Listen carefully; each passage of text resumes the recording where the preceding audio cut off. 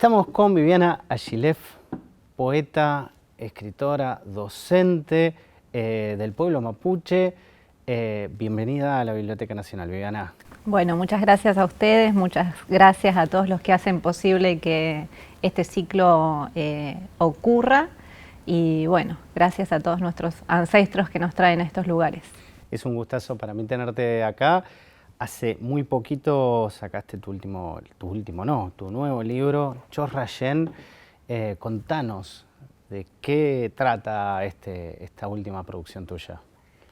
Bueno, Chos Rayen es un libro que tiene poemas nuevos, que son precisamente de Chos Rayen, pero también reúne los poemas más sentidos por la Viviana que soy en el presente, de los libros anteriores. Entonces es como una selección antológica que hice y tiene una particularidad, que es que esta vez reuní la prosa.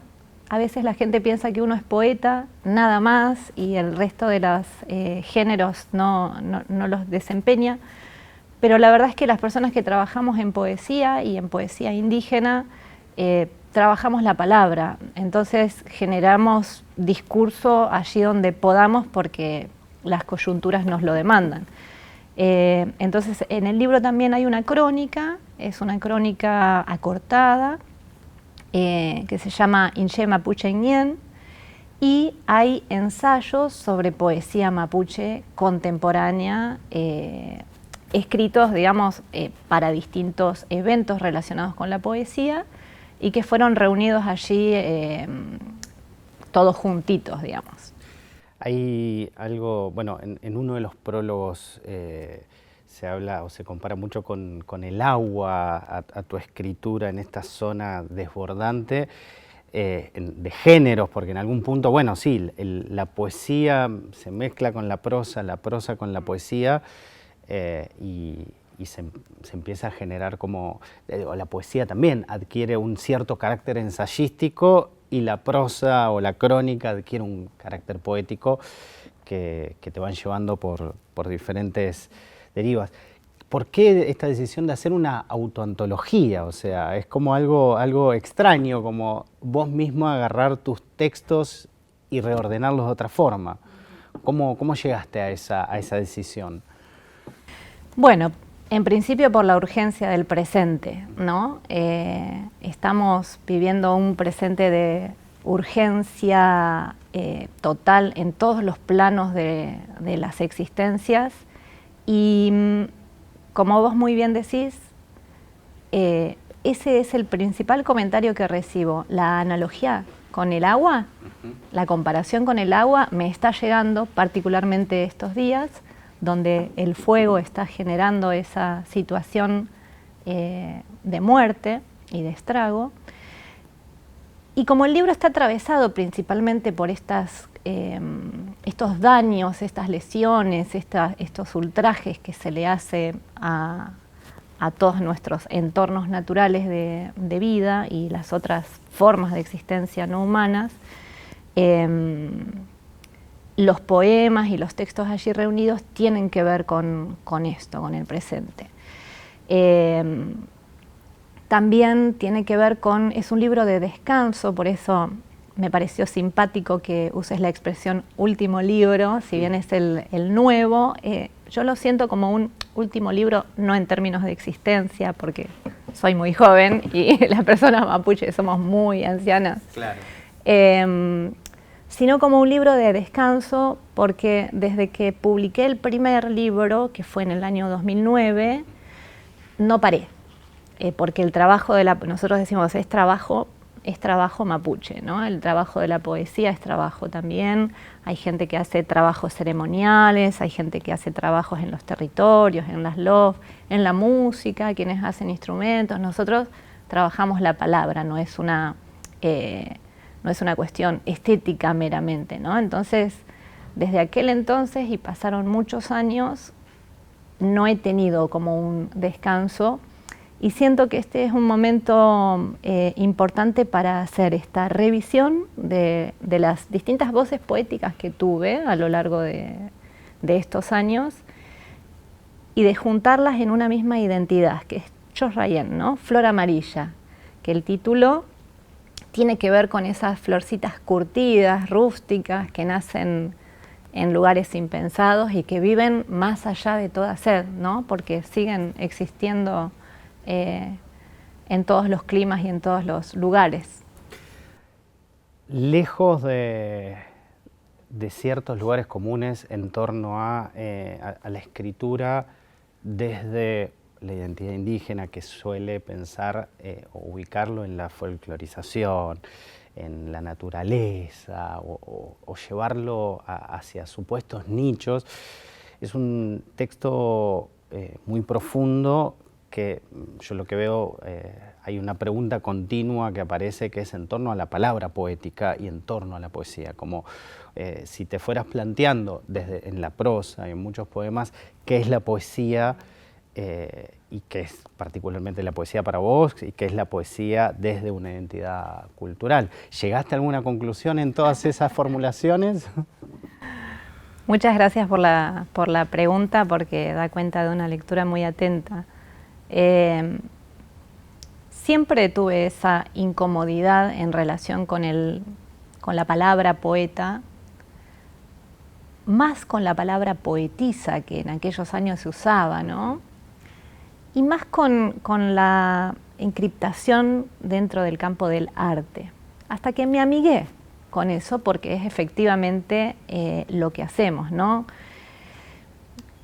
El asunto es que el uso de la palabra o la ejecución discursiva de la palabra para nosotros es tan, comillas, sagrado, tiene un efecto tan concreto en la materialidad de lo real y de la existencia, que durante años me pareció incómodo porque no quería quedarme en el campo del esteticismo o precisamente como vos muy bien lo decís, a veces uno es un cupo, ¿no? Y no sabe cómo el otro lo está comprendiendo, desde qué tipo de acuerdos cosmovisionales está entablando la relación con uno. En el presente me doy cuenta, me costó años, me costó aplacar el ego, porque en realidad tenía que ver con eso, ¿no? Con ver cómo ese poeta interno de los años anteriores se iba haciendo más humilde para llegar a esta persona mapuche que escribe dentro de un género que es efectivamente poético, pero que no hace más que comunicar la experiencia de lo que somos como personas de la tierra.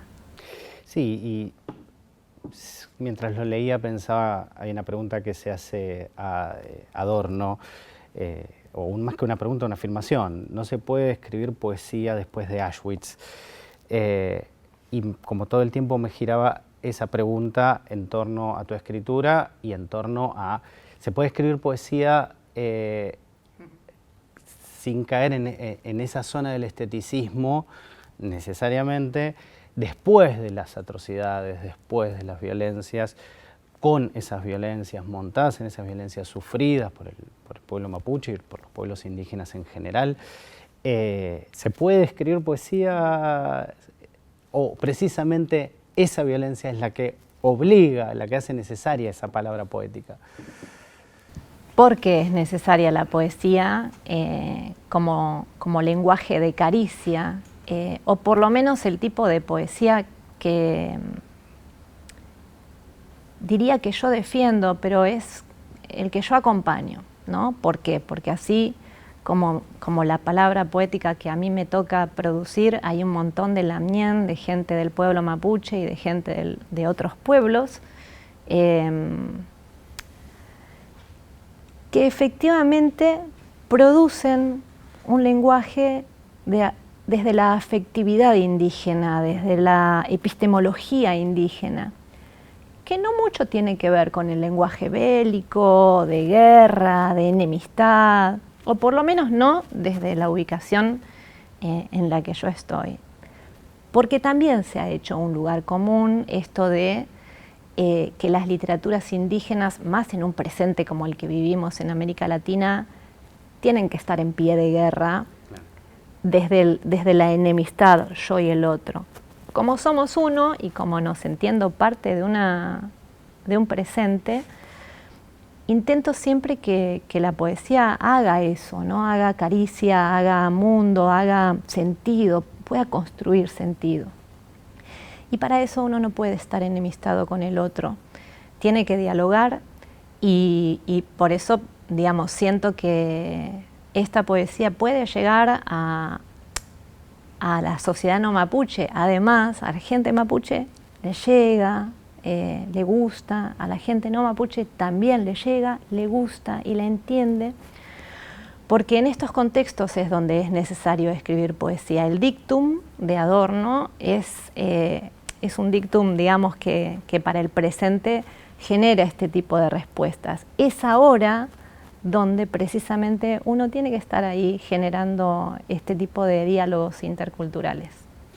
¿Cómo fue tu experiencia de vida con respecto a la cultura mapuche, a la identidad mapuche? ¿Es algo que estuvo presente, es algo que se fue generando? Hay una pregunta que hace, no una pregunta, otra afirmación: mapuche se nace y mapuche se hace. ¿Cómo fue tu recorrido en ese nacer y en ese hacerte mapuche? Bien, hay un concepto que es el concepto de esencialismo, que es un concepto que a mí, yo digamos tengo mis estudios académicos, mi formación académica es en el campo de las letras, siempre desde la investigación literaria me preocupó observar de qué manera, ya que vos mencionabas el concepto de folclorización, ¿no? De qué manera esas identidades estratégicas apelaban a algunos esencialismos como para confirmarse o para llevarse adelante. Entonces, el problema del esencialismo, porque para mí es un problema, es que acota a una planilla Excel aquellos requisitos que pueden hacer a una identidad, sea la identidad que sea, en el caso que me toca, identidades indígenas, ¿no? Como los incisos para que uno pueda decir, sí, ahora soy una persona mapuche. A nosotros, a la generación que soy y a la localización geográfica en la que he crecido, nos tocó nacer sin la lengua, nacer ya en familias despojadas de mapuzungún por haber sido una lengua prohibida y censurada, y porque fueron despojadas del mapuzungún, despojadas de la espiritualidad, que es lo que da precisamente el punctum, ¿no? de nuestra cultura. Entonces, al haberse perdido ese vínculo y nacer en zonas urbanas y sin el contexto territorial de las LOF y de todo lo que allí sucede, nos tocó nacer no más que biológicamente personas mapuche. Pero como nosotros decimos siempre, los Cuifiquecheyem, nuestros ancestros fallecidos, familiares y comunitarios, nos esperan, siempre están esperando, ¿no? Entonces hay como ahí un vínculo que no se pierde, que es inmaterial, y entonces a la generación que soy, que ya somos de más de 40, nos tocó hacer los procesos de regreso y de rememoración y de recordar la identidad, la lengua, la espiritualidad mapuche de otras maneras. Pero esos procesos están sucediendo en todos los territorios. El caso mío es un caso personal y por eso me gustó escribir esa crónica, porque me ha tocado mucho en esto de andar, en el nomadismo de la poesía, porque no me quedo quieta. Me ha tocado mucho recoger testimonios de personas que se conmueven y que ejecutan la siguiente frase: yo tengo una abuela o tuve una abuela que era mapuche. Y ahí es donde uno dice, ese cupalme, esa sangre, ese territorio esperando, está. Hayas nacido, hayas crecido y te hayas muerto en Capital Federal, en el norte, donde fueron llevados algunos de nuestros ancestros también en los procesos de destierro, o donde fuere, ¿no? Entonces, esta idea de mapuche se nace y se hace, lo que busca es contribuir a que todas esas supuestos juicios o prejuicios que, digamos, no solamente en Argentina, ¿no? Hay casos de, no sé, me viene a la memoria un artículo que se llama Identidad en Mashpee, de James Clifford, me parece que es un antropólogo, o de Clifford Geertz, alguno de los dos, donde se llevaba adelante un juicio a una comunidad indígena y uno de los argumentos de denostación era que tenían zapatillas de marca y que utilizaban jeans y por qué no estaban en taparrabos y por qué no hablaban su lengua. Entonces, habiendo sido tantas las situaciones de ese tipo que, por un lado, viví en mi propia persona y por otro lado, vi y veo permanentemente que les toca padecer, porque son padecimientos a distintas personas, el libro fue atravesado también por esta idea de que no se puede pedir permiso para ser quien uno es. El permiso lo tenemos de antiguo y no es solamente un permiso, sino también una responsabilidad, porque tampoco es que sea muy sencillo ser persona mapuche en el presente o ser persona indígena en lugares donde el racismo se ha vuelto una política de Estado, ¿no? Pues hablas del esencialismo y entiendo que esa lectura esencialista viene generalmente desde la cultura dominante, desde la mirada blanca, que es como, bueno, cuán indígena puro sos, o sea, como si, y eso, como el imaginario de que ser indígena es, por ejemplo, vivir en una tribu, claro, o hablar una determinada lengua, olvidando todo lo que sucedió para que la gente viva, por ejemplo, en ciudades, o para que no haya adquirido la lengua y todas las cosas que ocurrieron en el camino. Pero pensaba si no hay también esencialismos del lado de las comunidades y cómo manejas esa situación también, esa conexión entre la palabra ancestral y el mapurbe, una palabra que, bueno, que viene de largo recorrido. ¿Cómo manejas esa tensión? Digo, incluso la poesía como género es un género, uno podría decir, occidental. La configuración de poesía que consideramos y demás, los pueblos indígenas, la palabra indígena tiene sus propias concepciones de la poesía, pero ¿cómo conectás también esos dos mundos y ese también riesgo del otro esencialismo? Sí, yo creo que todo se neutraliza desde la ternura, desde el respeto, desde el buen trato. Y por supuesto, como decís, porque somos personas y las personas además se han vuelto muy vulnerables a los grandes defectos que genera la enemistad y el prejuicio y el esencialismo. Entonces también al interior del mundo mapuche existen ese tipo de ranking. Yo lo que elijo es siempre como explicar, creo que el libro anterior, que se llama Ayun, Memorias del Agua, creo no, sí, termina con un poema específico donde se habla acerca de esto, ¿no? De que escribimos en español en tanto, digamos, no sea posible ser hablantes del mapuzungún y por respeto. Porque también una trampita que existe es, digamos, yo soy comprendiente de mapuzungún, escucho hablar y comprendo con torpeza, con dificultades, por ahí me lleva otro tiempo, por ahí tengo que consultar, pero comprendo. Eso es práctica, ¿no? Podría escribir algunos poemas en mapuzungún, porque soy profesional de las letras y nosotros sabemos de traducción, podría hacer algún tipo de inserción lingüística en mis poemas. Algunas hago, solamente las que son de mi uso, pero podría con un diccionario generar más términos del mapuzungún en mi poesía para que se mapuchice, digamos. Claro. Pero no sería real, no sería verdadero, sería una falacia. En cambio existen poetas que se autotraducen, muchos, que tienen un vínculo con la lengua más real, y existen poetas en este momento en el Puel Mapu que escriben sus poemas en mapuzungún. A esos poetas los honro y con ellos me vinculo y con esas personas construyo, ¿no? Hay mucha gente que acompaña esta poesía que que sabe que yo no puedo escribir en mapuzungún, pero que respeta el gesto de intentar acercar este mundo mapuche que somos a otras personas desde donde puede, ¿no?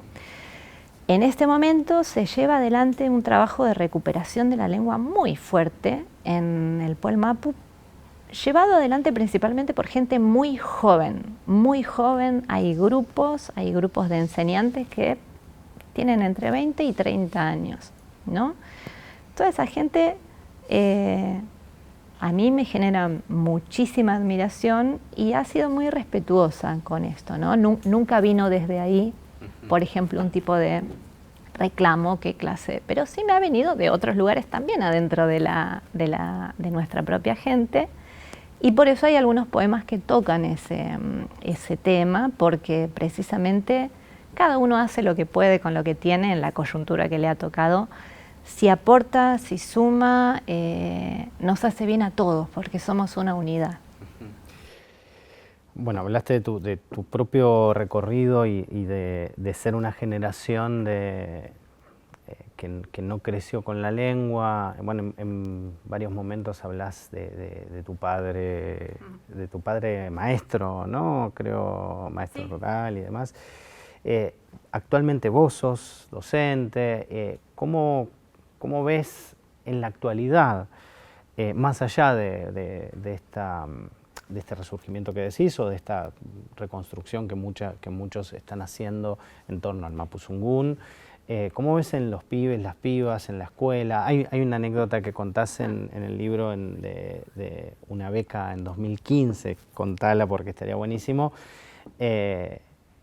¿Cómo ves esa conexión con la identidad? Ahora, cuando atravesaron también muchos discursos de transculturación o de aceptación o de reconocimiento, ¿sucede? ¿No sucede? ¿Hay dificultad?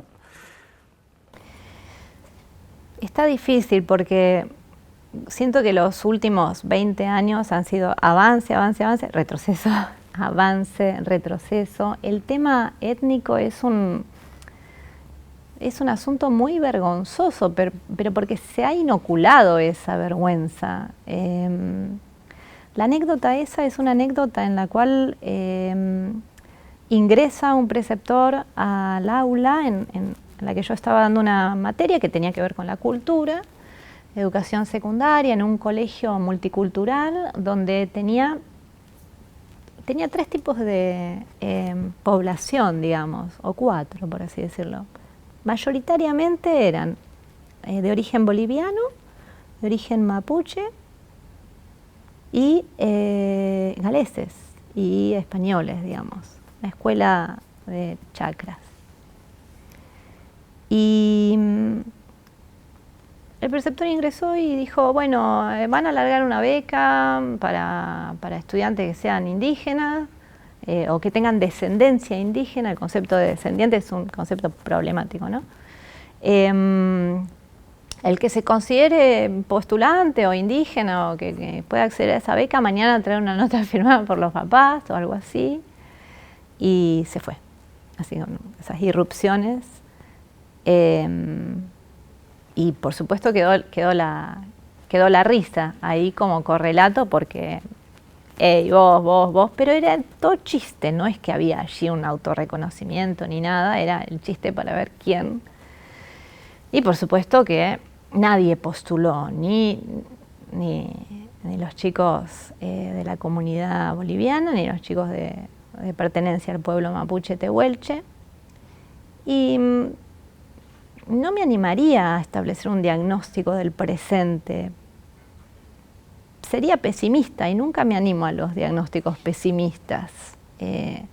Digo, cuesta y me parece que ahora puede llegar a costar más incluso que en aquel momento donde todas las coyunturas discursivas estaban dadas para que uno lentamente, con esa gestión de becas incluso, ¿no? Claro.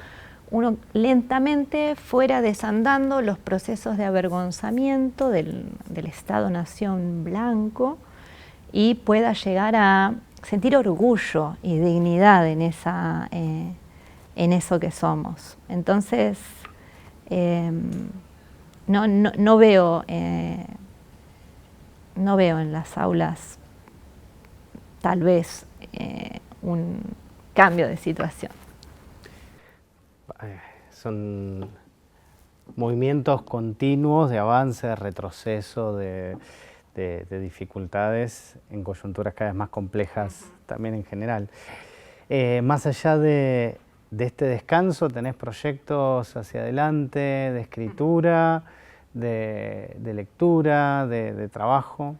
Bueno, yo, viste que comentaba que me dedico a la investigación literaria, tenemos grupos de estudios, pertenezco a un centro que es el CELPA, Centro de Estudios Lingüísticos y Literarios Patagónicos y Andinos, donde nos dedicamos precisamente a investigar estas literaturas indígenas, y a mí siempre me genera mucha curiosidad quién está escribiendo qué.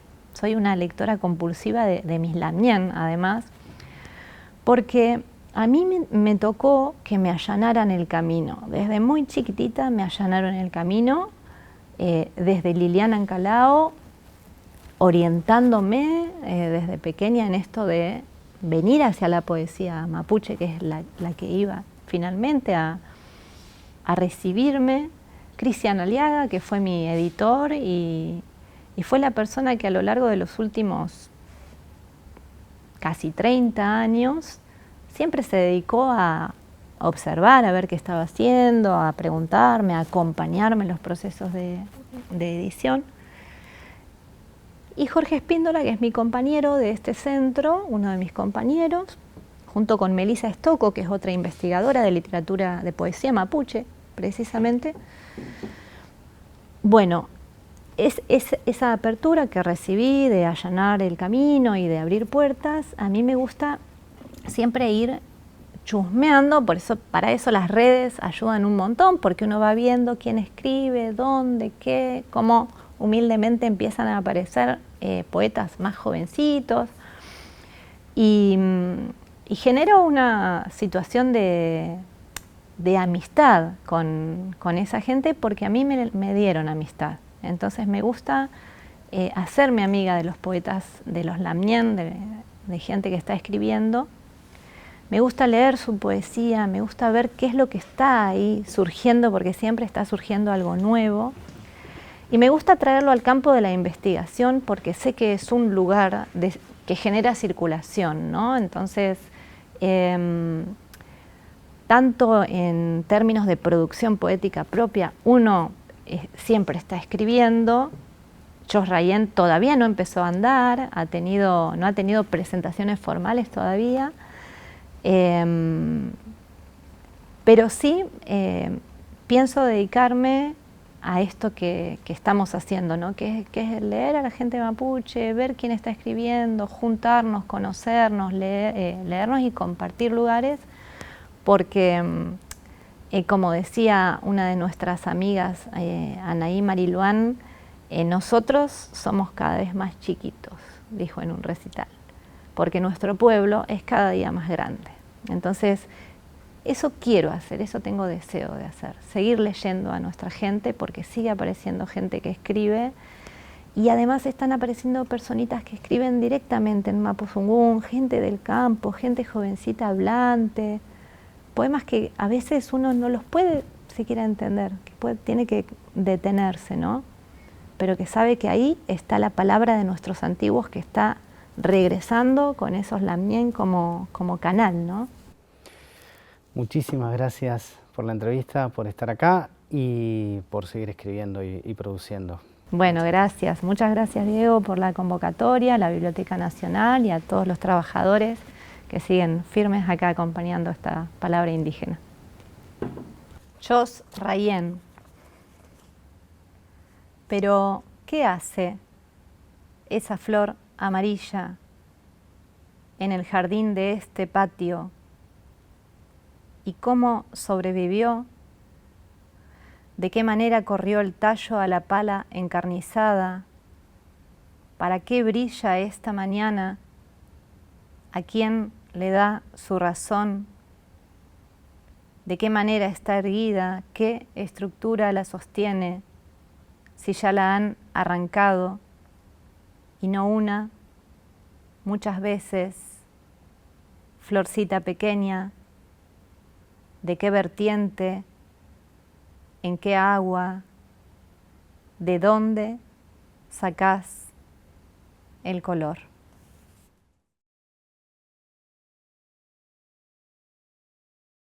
Las mujeres de mi pueblo vuelven a las aguas, toman su energía y la devuelven.